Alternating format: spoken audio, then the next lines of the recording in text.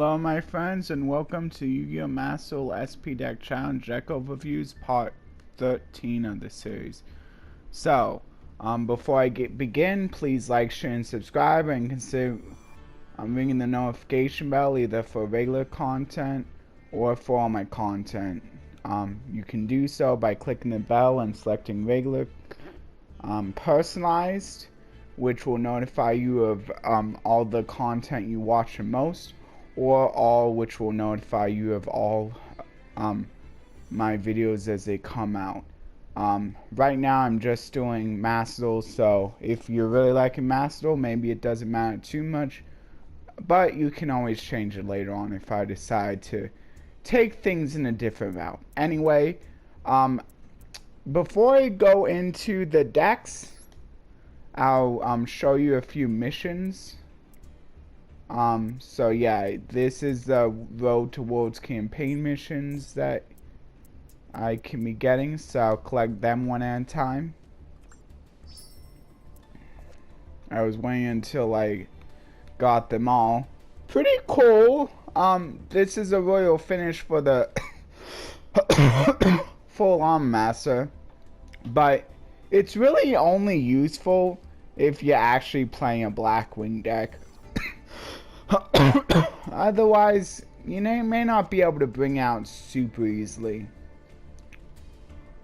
I mean, technically you can bring out with the Waking the Dragon, which, I mean, he isn't the worst thing ever to bring out, since he does come, since you lose 500 attack by bringing out a 3000 attack monster instead of a 3500 in the Ultimate Falcon, but you do gain the ability to basically place a wedge counter on a pretty easy to activate effect, like yeah, pretty easy to activate, and then you can just take control of one, or you can just destroy them all that have a wedge counter. So it's mass wedge counter placement, because it's each time, it's not once per turn. That effect isn't once per turn, and then you can like take control, and then you can also, you'll probably destroy a lot, but so I mean technically you can bring out with Waking, but I think most of the time people just choose to bring out maybe Last Warrior, but I think the biggest targets are gonna be Naturia Exterior for basically the Omni Negate, or the Raid Raptor Ultimate Falcon, just because that's 3500, which is actually pretty hard to take down by a lot of monsters. Even a simple gigantic Spright going as high as 3200 attack can't take it down.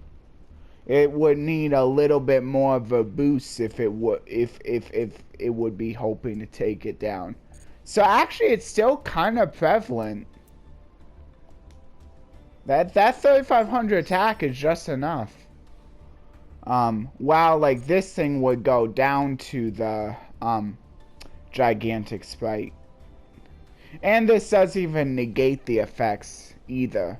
It just simply places a wedge counter. So unless you have like other disruptions, like they may like still be able to get themselves into something that's higher than 3000 attack, and then like just take it down. You know what? I think here, let me know. I saw like a collector's rare. Like I think I've seen a few collector's rare. Honestly, I feel like when like I saw a collector's rare, like that like field spell for the labyrinths, and I decided not to take it. I wanted to go for the trades instead. But then I think about, maybe I should have tried trading it, because it was like with like more rogue players anyway. So I'm not to try to like try to say like anything rude about like rogue players or like casual players, but like I feel like those like kind of players, like I might have been able to have an easier time actually striking a deal and um getting a collector's rare for maybe a little bit cheaper than I would have been able to from like maybe like someone who was more into like competitive play. And obviously they didn't really care.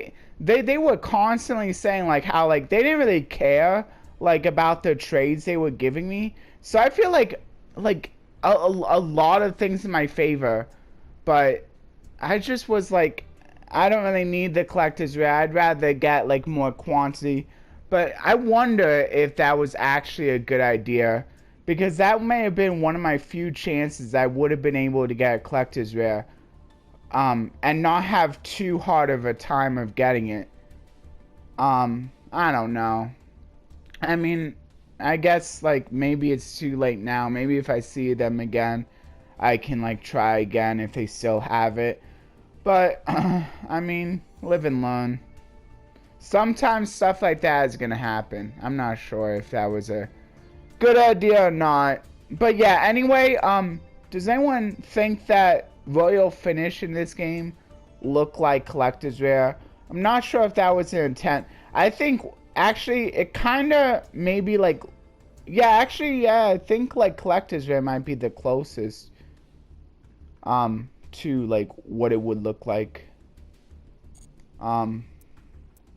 Not sure if that's what they were going for, but like maybe like that was the inspiration.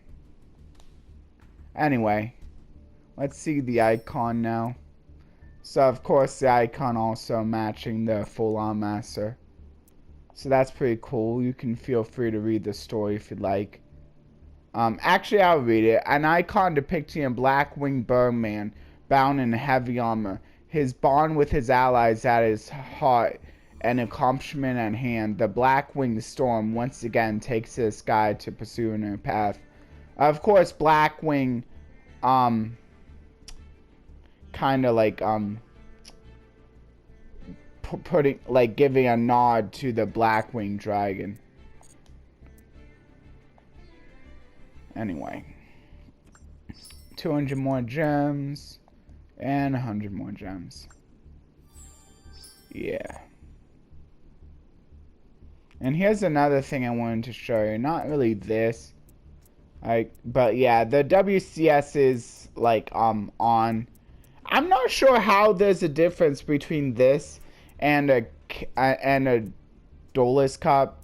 Maybe it's just because maybe like people are more likely to see the difference if they actually care what the prize is. Like the prize might just be a lot better, but in order to get that top prize, you need to be really good, just like with the Duelist Cup. So I probably am not gonna care. Yeah, I'm definitely not gonna care. Yeah, and I got 10 days left of this, but I don't need to show you all of that. Oh yeah, and then the discovering missions, these are pretty cool. So these like last forever, but I want to also show you this. This is like, you have to do different things. Like this one, checking missions, pretty simple. Like like you need to check the mission to see this. And then edit standard regulation deck. This is your ranked deck. And then edit profile card. Oh yeah, and if you don't know how to do it, like you just press the triangle or whatever button is telling you to press. Right next to the light bulb icon. And then it shows you how to do it. Edit profile card.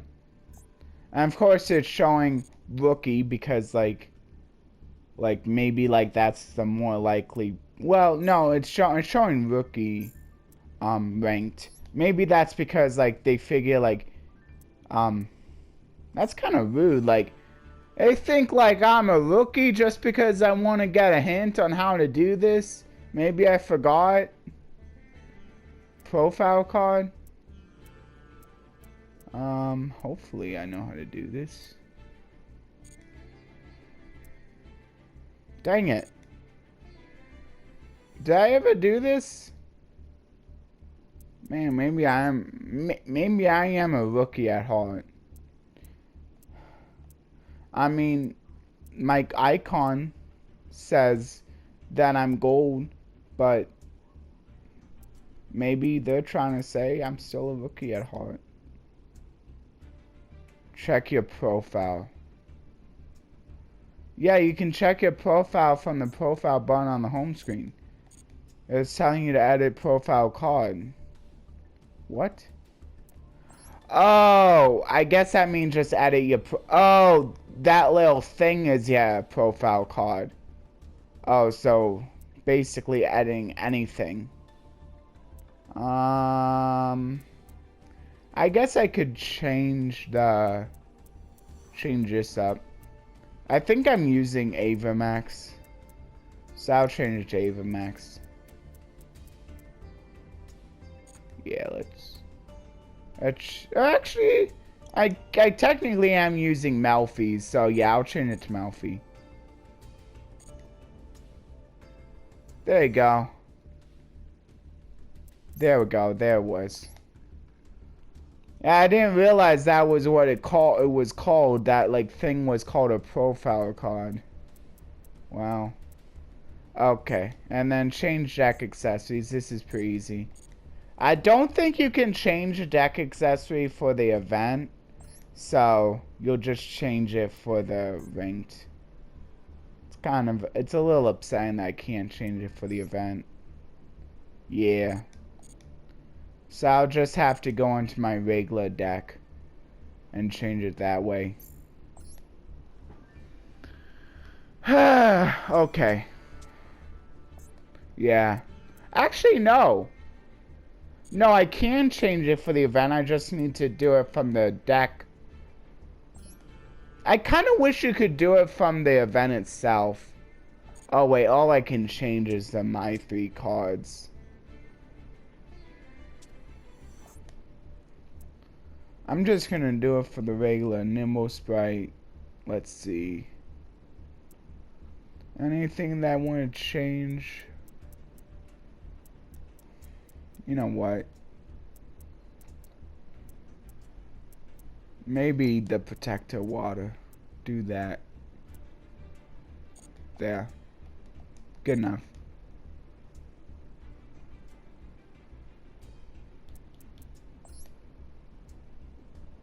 Okay, so there was that.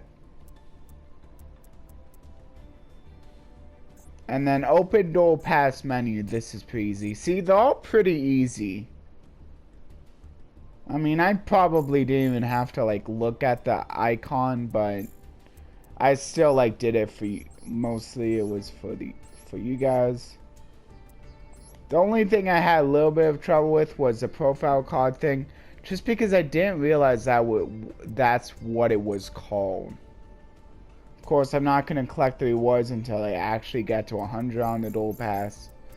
You can do it however you want, but I prefer just getting to 100 and collecting it all at once. I'd probably do that even if I wasn't recording. Oh well, I just collected everything. So this might take a little while.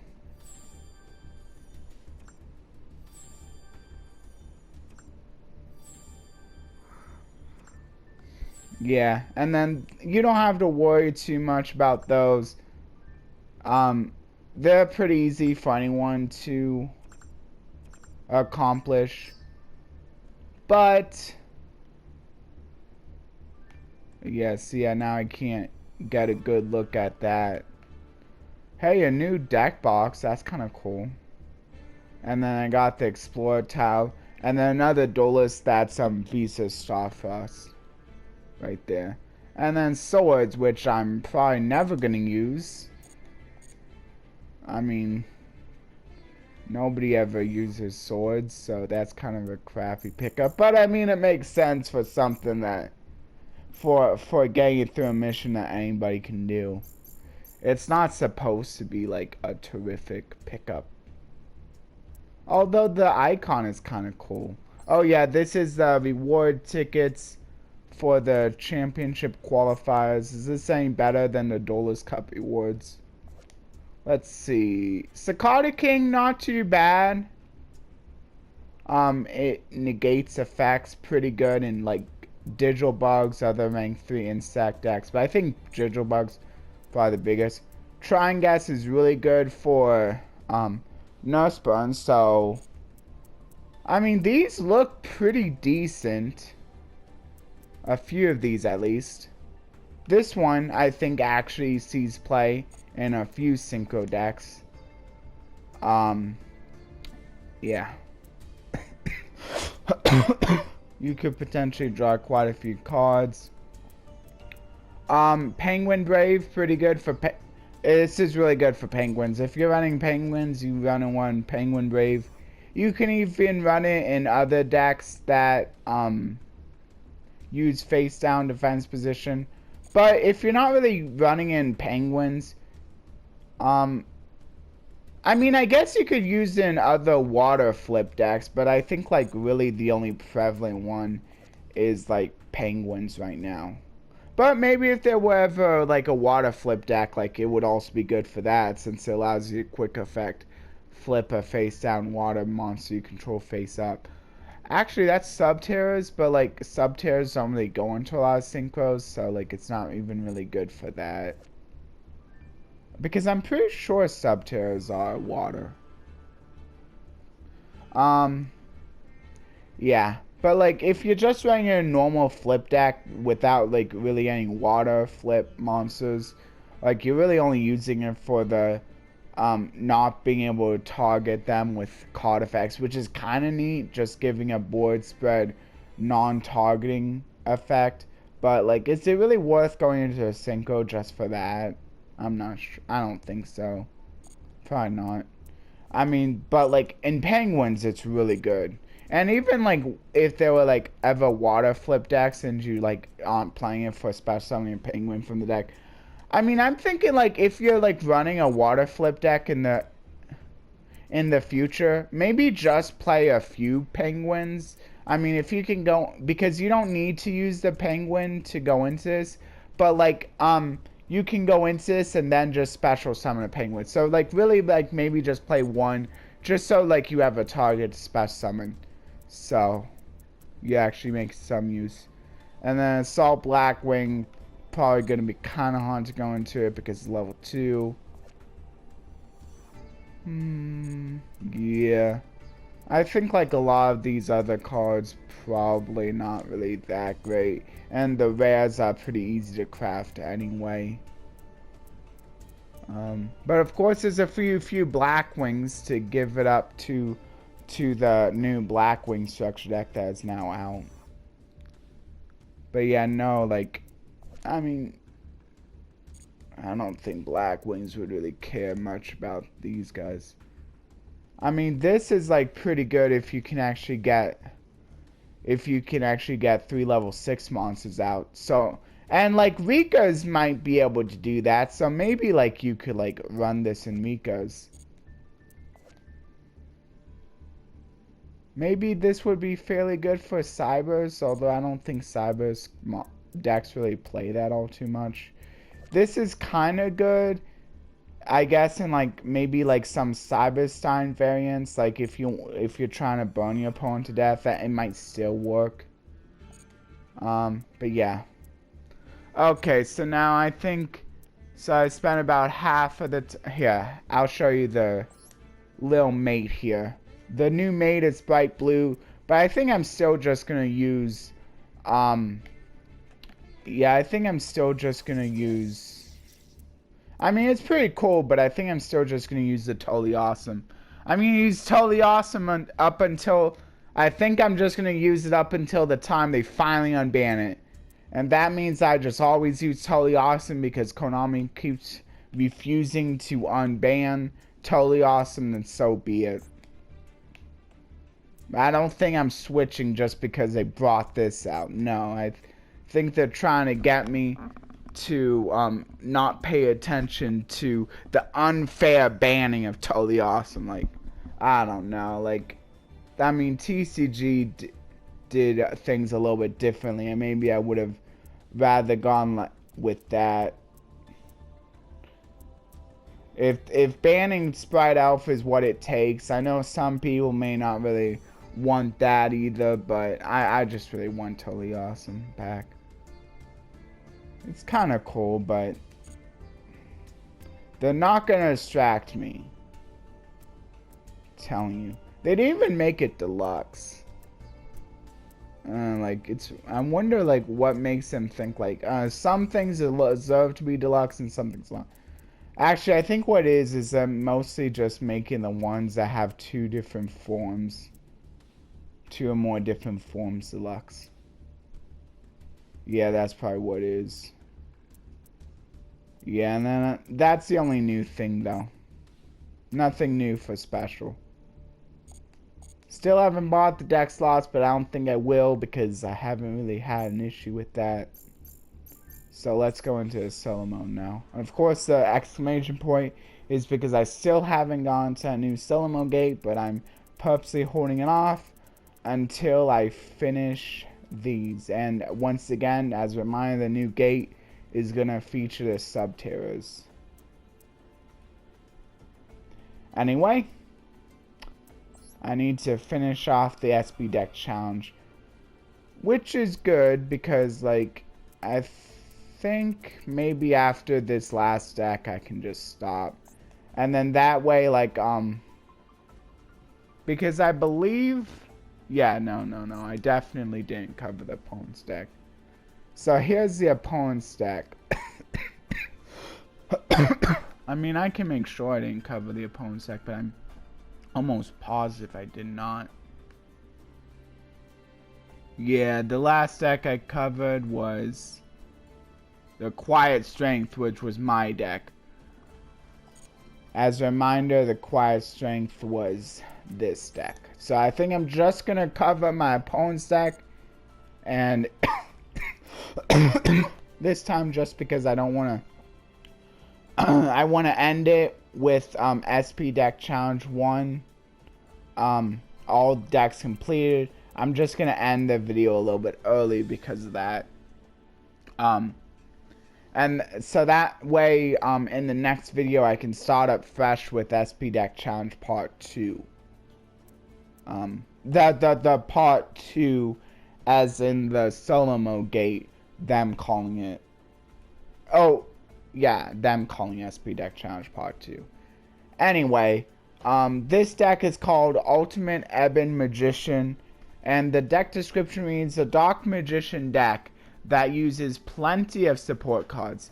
This deck is filled with many different cards to help you adapt to any situation. Many of them only need one copy of each. Train yourself to recognize which cards are best for what situations and dominate the game. Yep, Dark Magician. Dark Magician with, of course, a few of the other good magicians splashed in, like a Prince Illusion Magician, as an easy summoning condition of discard a card, and it is technically Dark Magician Sport 2, even though some people may forget that it searches for a Dark Magician, because this also sees play in decks that just want a free spellcaster summoner that can be searched or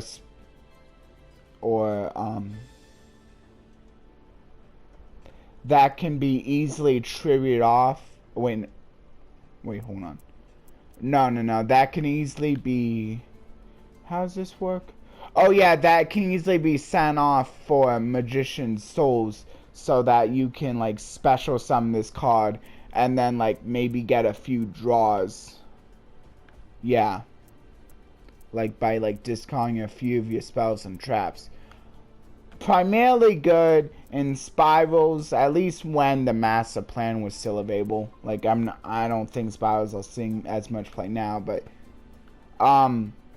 also good in witchcrafters, which still I don't think took any hits, so they're still good with Magician Souls. And they also get plus by the fact that any cards that are sent to the graveyard with Magician Souls can just be added back in the end phase anyway. Also technically fairly good in like Paleozoics, because like if their traps are sent to a graveyard, they can like just be special summoned back as monsters. But I'm not really sure if you really need to necessarily play this line. I mean, it can be pretty good, like if you're also splashing him. I mean, you kind of need to play a Prince Illusion Magician too, if you're gonna do it that way. I mean, it could be good if you're playing like Paleozoics, or like maybe any other deck that like have a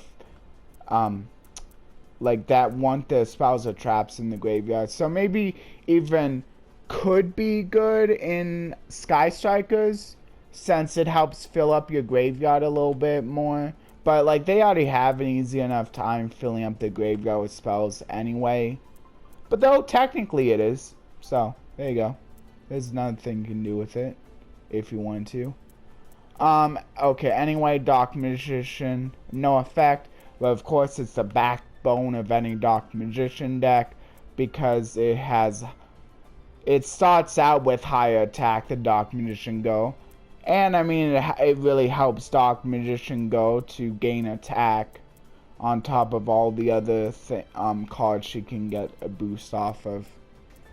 And also really good in line with this card, since this one needs to special summon a spellcaster normal specifically. So no getting Dark Magician Go off of this card, but it has a really solid effect when you do attack with a spellcaster normal by being able to banish a card, which is really nice. And the special summon can trigger Dark Magical Circle too.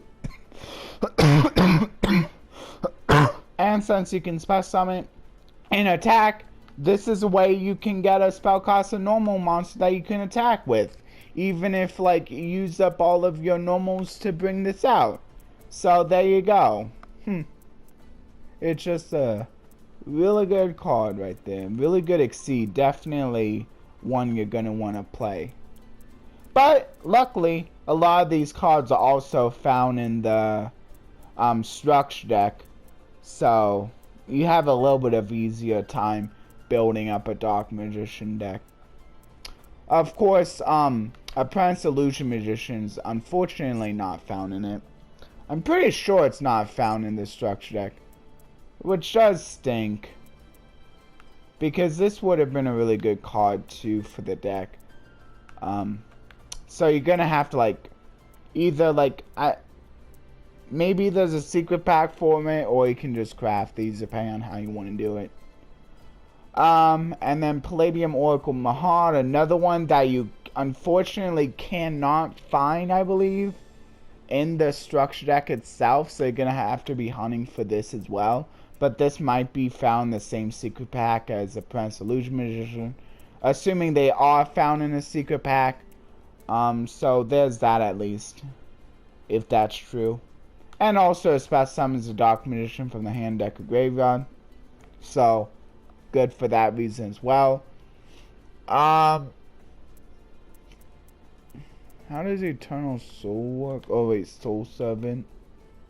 And it also gives you more potential draws for a Soul Servant, that's right. Because this is based on the number of Palladium Dark Magician and or Dark Magician Go with different names on the field and in the graveyards. Unfortunately, since a lot of the monsters change their names to Dark Magician, this might not get you as many draws as you think, even if you bring out a lot of the fusions as well, since a lot of the fusions do unfortunately change their name to Dark Magician while on the field, or even in the graveyard. So even if they get destroyed, you're still only having one technical Dark Magician. Although not all of the fusions do. But for the ones that don't change their names, you're not getting draws off of them anyway, since it has to be Dark Magician exclusively and Dark Magician Go exclusively, and Palladium monsters, you could technically just run all the Palladium monsters if you wanted to, But like Palladium Oracle Mahad, I think is really the only good one. So, and you don't really want to like be playing a bunch of bad cards just to get more potential draws with Soul Servant. I mean, just looking to get one card is really what you want with this card, since then you're guaranteed to be able to pick up the card that you just placed on the top of your deck. So you don't have to worry about accidentally shuffling your deck later, and whoops, now it's like it almost did nothing for you. And you can just activate both in the same turn. So, yeah, there you go. Magician Souls, I kind of talked about this, just saying a level 6 or higher spellcaster from the deck or graveyard. So technically you only need to run one Apprentice Illusion Magician, since this is hand or deck, so you're never gonna brick. And even if you do draw the Apprentice Illusion Magician, it's pretty easy to summon her anyway. And 2000 attack isn't too bad. She can be used for link material. Actually, now that I think about it, maybe like running Magician Souls and like and maybe like maybe at least one copy of Apprentice Illusion Magician isn't actually too bad, because like Apprentice Illusion Magician, not bad if you draw it, not really a brick since you can easily spell summon it. And since links are, and with links being like pretty generic most of the time, like you can pretty easily use her as a material if like you don't necessarily draw into the Magician Souls. But if you do, like then you're guaranteed to be able to summon this no matter what, unless like you only had one copy and it's like in the graveyard now. And then you can just get a few free draws with spells or traps that maybe like serve you pretty well in the graveyard. Like, I wonder why more decks don't use this. Like, maybe even like Trap Tricks could use this, because they technically can get their traps back from the graveyard too. I don't know. Like, now that I think about it, this actually seems really good. Maybe one of the biggest reasons people don't use this in real life is in like the TCG is because it's so expensive. I think even in Macedol, even though it's not like too incredibly expensive, people still don't really use this card. I don't get it. Like, it seems like if you're playing a deck that you don't care about sending a few of your spells and traps to the graveyard to get a few free draws, it seems like a no-brainer to just use. I don't know. Especially now that like you basically can get it for free from the structure deck. So it's really only a matter of maybe like crafting at least one of her, which is like only like 30 SRCPs, so it's not the worst thing ever. But I'm not really playing any of those decks anyway that really have a lot of spells or traps I want to be sending to the graveyard. But yeah, this is maybe definitely something to think about, especially now. Like, I mean, like, might as well give it a whirl, because like really all it costs is like 1,500 gems at this point to get 3 guaranteed Magician Souls. I don't know.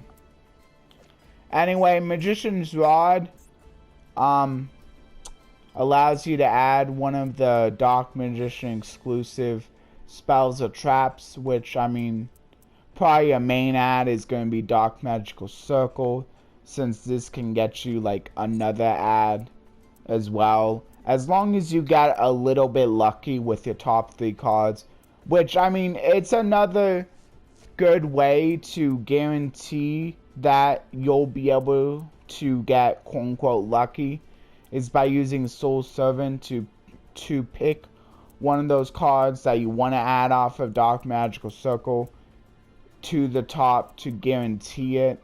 And probably the main card that you're going to be wanting to be adding with this card is maybe Eternal Souls.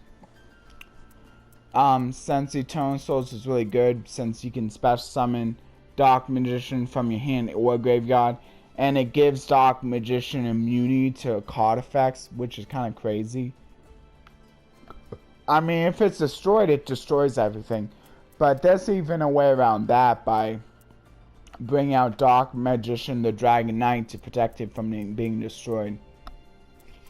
And it counts as Dark Magician, so it's going to be unaffected. So it makes this indestructible and this protected. Unfortunately, with like sprites running around, and maybe a few other decks that can just simply banish without destroying, that can get around this protection. But it's still pretty good protection.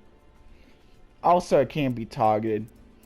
However, I'm not like, if it banishes without targeting, that's a way to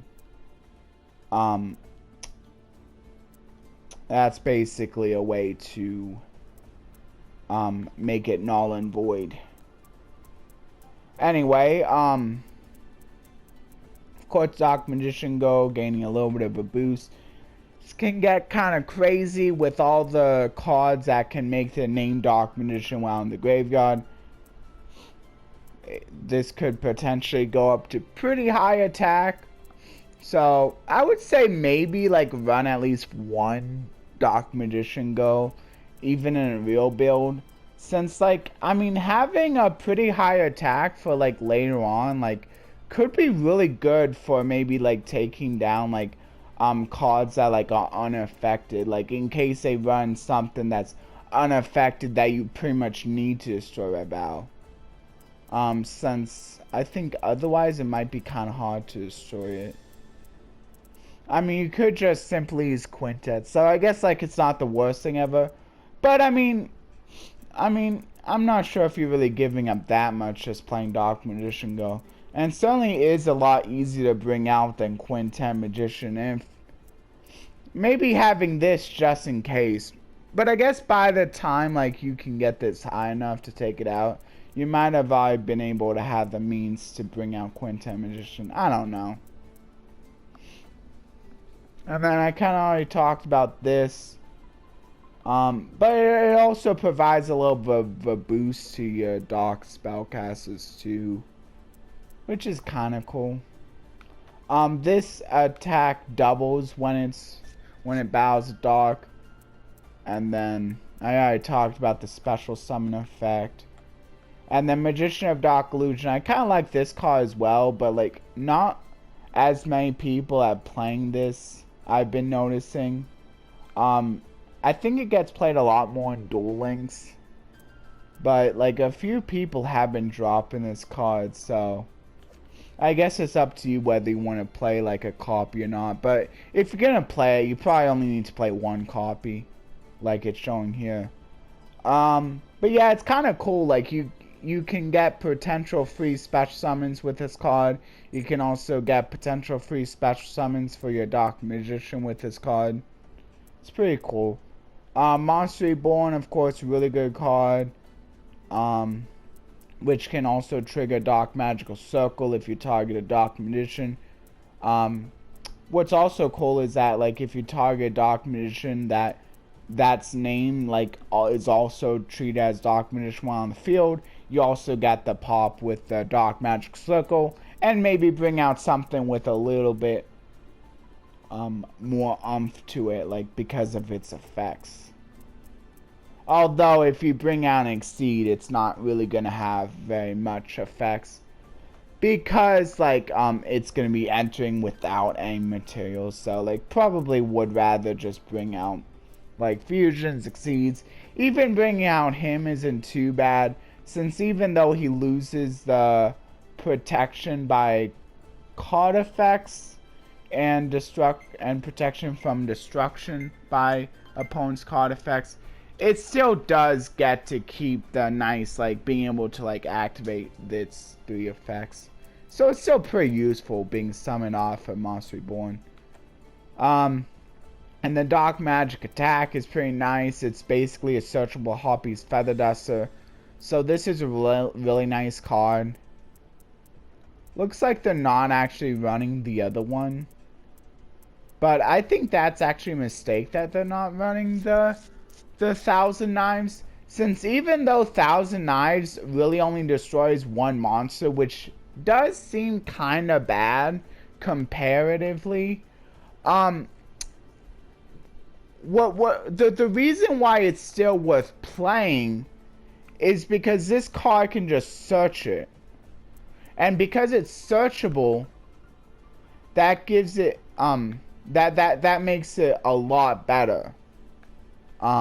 Since even though it can only destroy a single monster, the searching helps make up for its lack in power, basically. And also it helps filter out your deck. And it gives you more search targets for this card. Like, if you were to just play one Dark Magic attack and that's it, now once you search for the Dark Magic attack, you have nothing left to search. Since this and then the second effect is completely useless, quicker, since you can't, like, search it, recur from the graveyard.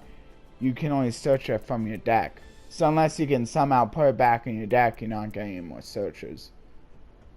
Yeah, and that's also another reason why people only play one of each of the Dark Magic attack and the Thousand Knives, is because they're both searchable by a pretty easy to access card. Since this can also be searched via Soul Servant. Technically, you could search Dark Magic attack with Soul Servant, or search the add the Dark Magic attack with the Dark Magic Circle, but that's a really bad play because, like, Eternal Soul also has other uses, unlike these, which really only have that one use. So you'd rather grab the card that has more versatility. Unless you're, like, really desperate and you need, like, either the Dark Magic attack or the Thousand Knives right away. And then 1-for-1, Sons of Monster, especially on level 1. This is another way to get out the Magician's Souls if you didn't happen to draw into it.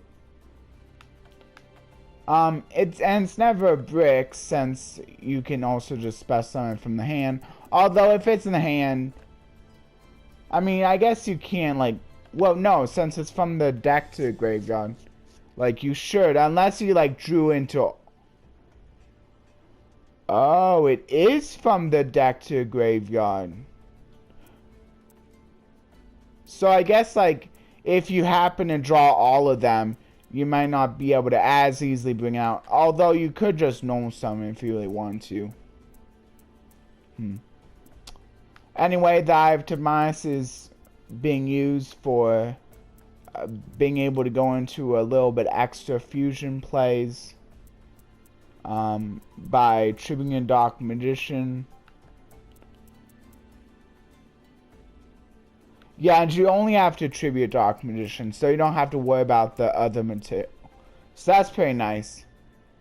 Although you could bring out normally if you want, but not in this deck since you don't have any dragons. Well, I mean, technically you do in the X deck, but, like, you pretty much want to try to bring them out with the Eye of Timaeus, since, like, using a fusion just to bring out another fusion, I guess kind of, yeah, it just kind of stinks, since, like, I mean, that seems kind of bad card economy, and just, like, simply just tripping off Dark Magician seems much more reasonable. Although, if you're desperate, you can do it that way, if you wanted to. And then this one can potentially banish a lot of spells. This could be really funny against Sky Strikers, though, because, like, all of the spells are just gone. Oh man, it would gain a ton of attack too. Yeah, that would be really funny against Sky Strikers, to be honest. And then if it's destroyed, you get to spell summon a spellcaster, which is pretty good. Another way to spell summon spellcasters is not bad. And then Dark Magician Go, the Dragon Knight, is the other one you can bring out with Eye of Timaeus, the same exact materials. And this one allows you to destroy a face-up card on the field. So really nice for dealing with those pesky continuous spells or traps or pesky field spells. You probably do want to play maybe like one Eye of Timaeus if you're gonna be playing a Dark Magician deck, to be honest. Because like especially for the fact that like Amulet Dragon can basically just like cause Sky Strikers to just auto lose. Especially if you're getting rid of a bunch of their spells, that can be kind of crazy. Or like Dark Magician Go, like maybe if you're running into like a really annoying field spell, you might just want the Axis. Like this is kind of like another Phoenix, I guess. I guess like maybe you don't need this as much since like Phoenix can kind of also just fill that role. But like unlike Phoenix, this allows you, this is like you can do it multiple times instead of just once on summon. So still actually pretty good. Like if your opponent's running a lot of continuous stuff or stuff that like remains on the field, and it can even destroy monsters as well. I mean, and this isn't really searchable, but I mean if you do draw into it, it's pretty good. I don't think it's searchable. Actually, I think it is searchable. Yeah. It is searchable. Yeah, so if you need to grab it, you can also search it with Soul Servant. So yeah, you can just run one, and I think it's actually really good because it's really easy to summon summon these guys. And like you're already running Dark Magician anyway, so unlike the other cards, like this actually is actually a really good card since it's searchable. I don't know if the other like cards in the other decks, the other one that like that are inspired by Legendary Knights are as searchable. But yeah, this is actually a good card, I would say. So like definitely run it if you're planning to play Dark Magician, in my opinion. And then Bond between teacher and student allows you to special summon Dark Magician Go as long as you have the other guy. I mean, and then allows you to set any of these cards, but like a lot of these cards, like pretty much, I think most of these cards aren't really like that useful except for the Dark Magic attack. But you can always already search a Dark Magic attack with Eternal Soul anyway, so you probably don't even need to run this. Especially since it's going to be pretty easy to summon either the Dark Magician or the Dark Magician Go anyway. Oh, here's the other one, so I can read what they actually do. Dark Burning Attack allows you to destroy your face. Wow, so that's... Okay, so they do have one that destroys all face-up monsters, but like... Still, it's just... Like, you'd rather just, like, be running Eternal Souls and the searches off of that. Because Eternal Soul is just a little bit better, I guess. Like, at least that's what I've been seeing from other people. And there's probably reason out of it. Magicalized Fusion, though, like, this is definitely a good card. Since it makes Quintet Magician a lot easier to go into. Yeah. And then, because, like, after you go into a lot of your other fusions, you'll quickly, like, fill up your graveyard, so then you can use Magicalized Fusion. So, Quintet Magician is as much of an investment. Although, if you don't have it exactly 5 in your graveyard, you can still use monsters from your field, so that's pretty nice. That's a little bit versatile in that way. Dark Magical Circle, I kind of already explained that. Strength and Unity, this is like basically the one that's useful in both Blue Eyes and Dark Magician. Well, I'm not sure about useful, but like it's usable in both. Yeah, it allows you to add a Dark Magician basically from your hand or shuffle into deck, although I don't think that's really that needed since, I mean, you can always get it out with Eternal Soul anyway, and that's a continuous effect, so you can continually do that as long as this doesn't get destroyed. If you control monsters, this is another one of the ones that can be set via Ebon. This destroys all cards, so actually this isn't too bad, but you do need both the Dark Magician and Dark Magician Go out, which isn't always too super easy to accomplish. And then Soul Servant, I kind of already explained that. Secrets of Dark Magician basically allows you a quick effect, either fusion and ritual, and that's a cool thing, since like it's just tied up into one effect. So that's really good. Like, it basically gives you like the opportunity. Do you want a ritual? You can do that. Do you want a fusion? You can do that. In this deck, it's only fusion, but there's that really good rituals that's kind of new, that allows you to shuffle back in to like search for some other things. So yeah, there's actually a good target for the ritual, so that's actually useful. The option is actually useful right there.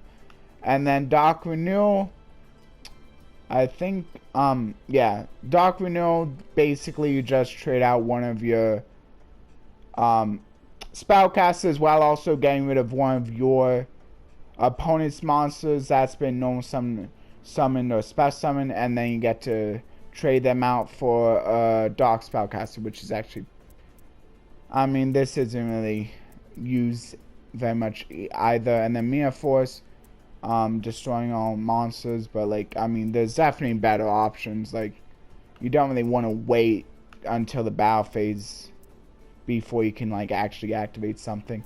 And then Magician Navigation, not too bad. I just don't think a lot of people really use this card. I think they pretty much just like max out on Eternal Soul, and most people think that's good enough, because a lot of the times you're just able to search for the Dark Magician anyway. It's not going to be too hard to get anything into the hand or the graveyard. However, unlike the Eternal Soul, this does this does allow you to bring out the Dark Magician Goal as well, so there's that. But I guess because like people may not necessarily use Magician Navigation, Eternal Soul instead, maybe it's not as easy to bring out the Dark Magician Goal. But I think it's still easy enough just by simply saying Magician Souls that maybe it's worth playing a single copy. But yeah, I would definitely say just use Eternal Soul. You'll probably be able to. Although, like, the effect in the graveyard is kind of useful. So if you want to use one, like, it's certainly not too bad. Like, a few people still use one copy just because, like, it's also got a pretty useful graveyard effect as well. This can also negate like spells that are being activated even if they don't remain on the field, since they are technically face up for a time. Destined Rivals, this is a really good card. This is like, unlike the Strength and Unity, this is actually a good Blue Eyes / Dark Magician card, because like, it just negates the effects of everything. And so it's kind of like Dark Ruler No More, but you don't have to worry about like, without like having to worry about like damage to 0. So it's still useful to negate everything and then still go for game if you activate on your own turn. And you can activate on your opponent's turn too, unlike the Dark Ruler No More. So it's kind of even better. Like, the only downside is that you have to set it first, but still, like, I believe you can also search out with the Soul Servant too, so there's also that going for it. And then Eternal Soul, I kind of explained that. Special Summon Dark Magician from the hand of graveyard. You can only activate one of its effects, but since you're probably only playing a few targets anyway, this, like, the second effect shouldn't, should like quickly fall off, so that you can just focus on the special summoning a Dark Magician from the hand of graveyard part. And then Magician's Combination, like this is why Mirror Force is being run, because this can search for a Mirror Force, I think. Oh, does it not? I thought it did. No, never mind. It doesn't search. It just like negates a little bit. But I mean, you already have this for negating, so I'm not sure if you really need this. Like, not really played. I think it's because like Destined Rivals is pretty much good enough. Like, just like negating effects for a turn, like can like a lot of the time just like be really good already. Since like, I mean, as long as you're smart about it, like one turn, like where like your opponent can't really do anything, maybe all you really need. Although this does kind of stink that's only that the opponent currently controls, so you can't just like activate it preemptively and just think now my opponent can activate any effects. They can still summon new stuff and activate those effects. So it's a little bit, so it's not as good as the Harpy's Featherstorm, but it may be for the best, because Harpy's Featherstorm is, I think it's pretty busted in my opinion. Dark Magician Go, the Dragon Knight, I already talked about that. I need to go a little bit faster. Dark Paladin allows you to negate a spell card, so that's pretty cool. Just like make sure you have a discard. 500. Also gains a little bit of a boost for your dragons, which you do have a few of. This can help protect your Eternal Soul and other continuing spells of traps, which you do have a few of, so relevant. Dark Cavalry is a little bit more targeted negation, so maybe not as good. But it also does piercing damage, and it can probably and it may be able to get up to higher attack than the other guy. The Dark Magicians is pretty good because you can like trigger this yourself and draw a card, and then you get to set it and like activate it that turn. This is really nice. If the card you drew was a Destined Rivals and it's your opponent's turn, then you can just activate it still that turn, and then just like still get the mass negation, which is pretty nice. And then also it can like destroy both, special summon both dark. Oh yeah, this is another reason why it's not too bad running Dark Magician Go, because this can just summon both.